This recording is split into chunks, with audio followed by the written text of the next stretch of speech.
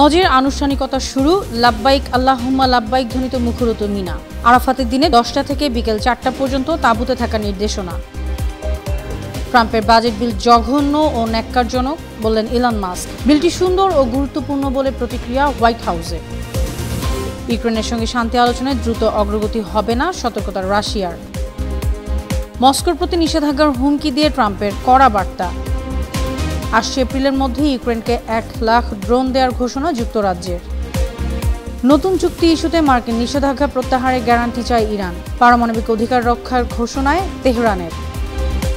ইসরায়েলের মসজিদে আজান বন্ধের নির্দেশ। হামলায় সম্পূর্ণ ধ্বংস গাজার 828টি মসজিদ। উপত্যকায় আরও 40 ফিলিস্তিনি নিহত।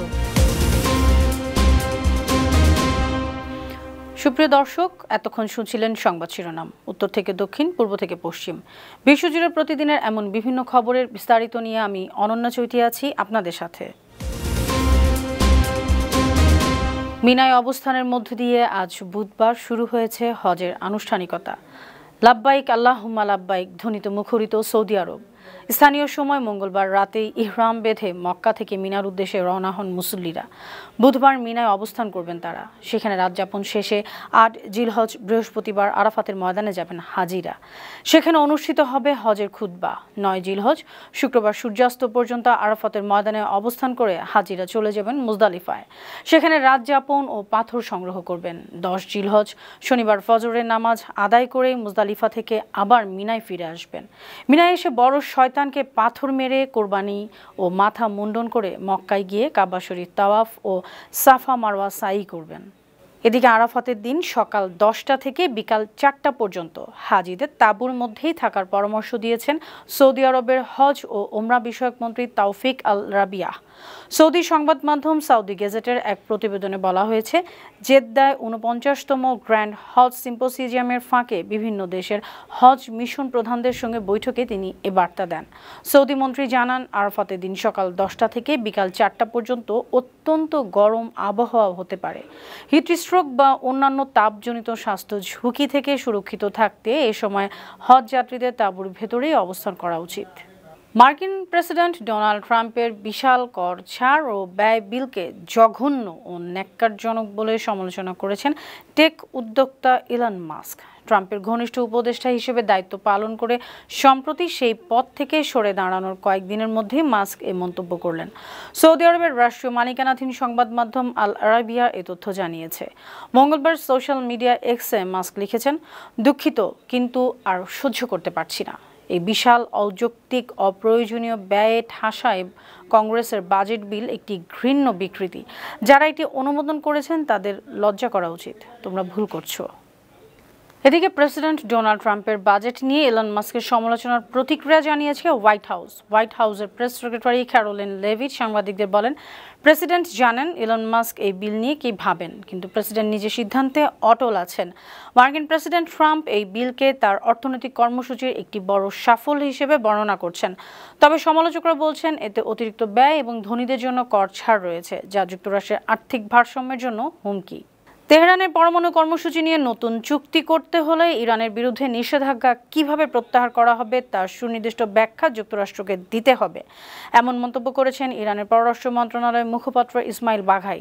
সরকারি বার্তা সংস্থা ইরনাতে প্রকাশিত এক বক্তব্যে তিনি বলেন, নিষেধাজ্ঞার বাস্তব সমাপ্তি নিশ্চিত করতে হবে। কিভাবে ও কোন ব্যবস্থার মাধ্যমে সেগুলো তুলে নেওয়া হবে তা বিস্তারিত জানাতে হবে।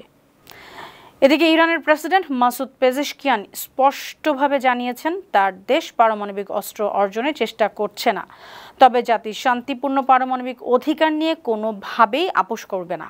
মঙ্গলবার ইরানি সংবাদ মাধ্যম মেহের নিউজ এ তথ্য জানিয়েছে। এক অনুষ্ঠানে দেওয়া ভাষণে যুক্তরাষ্ট্রের সঙ্গে ইরানের চলমান আলোচনার প্রসঙ্গে টেনে তিনি আরও বলেন, ইরানের পারমাণবিক অধিকার নিয়ে যারা স্বপ্ন দেখছে তারা স্বপ্নই দেখে যাক, ইরান তাদের অধিকার রক্ষা করবেই।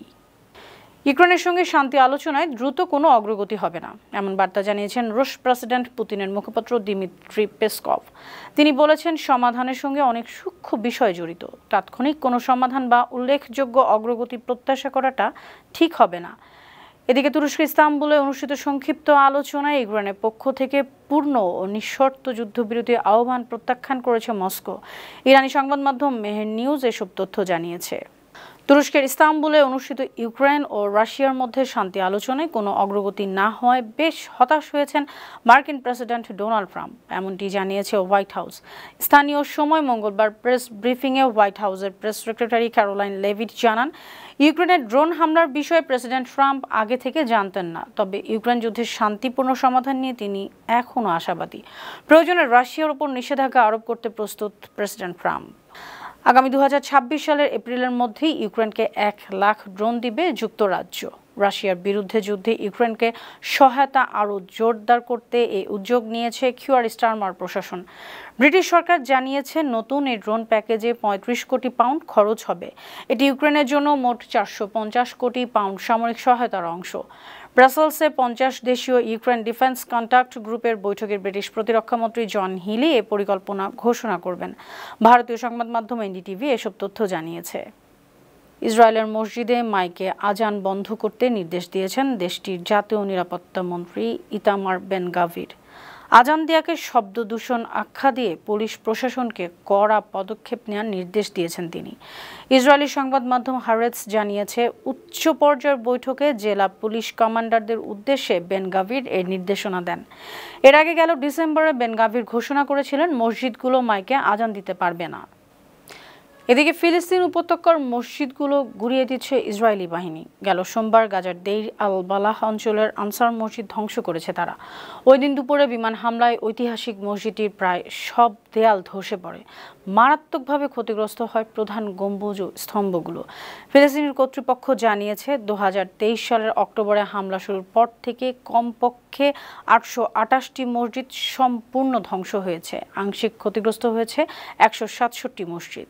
একদিনে ফিলিস্তিনের অবরুদ্ধ গাজা উপত্যকায় ইসরায়েলি হামলায় আরও 40 ফিলিস্তিনি নিহত হয়েছেন, আহত হয়েছেন 2 শতাধিক।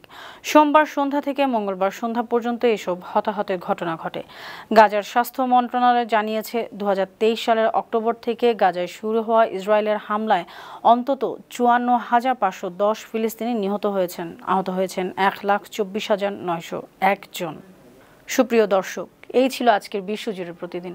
এমন আরও নানা খবর নিয়ে আগামীকাল আবারও আপনাদের সামনে হাজির হব। আপনাদের মন্তব্য, পরামর্শ আমাদের এই আয়োজনকে আরও প্রাণবন্ত ও সৃজনশীল করে তুলতে পারে। সে পর্যন্ত ভালো থাকুন, সুস্থ থাকুন, 52 টিভির সঙ্গেই থাকুন। আল্লাহ হাফেজ।